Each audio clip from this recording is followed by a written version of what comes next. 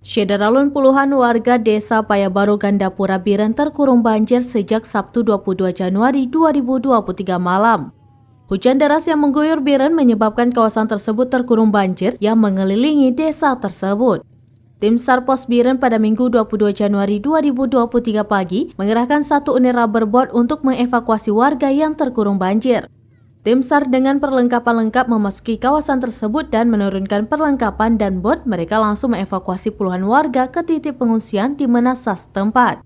Koordinator Pos SAR Biren, Budi Darmawan mengatakan mereka mendapatkan informasi warga di Kampung Payabaru terkurung banjir, langsung mengerahkan 1 unit rubberboat membantu evakuasi warga dan dibawa ke Menasah.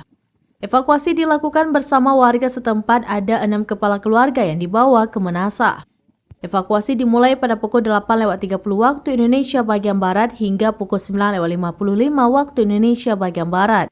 Camat Gandapura Azmi SAG turut bersama warga dan personel tim SAR membantu evakuasi warga, mengatakan ada 27 kepala keluarga atau kakak dengan jumlah 90 jiwa di 2 dusun terkurung banjir sejak Minggu 22 Januari 2023 pagi.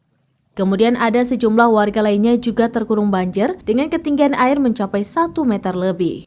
Dari Biren, Yusmandin Idris, serambinews.com.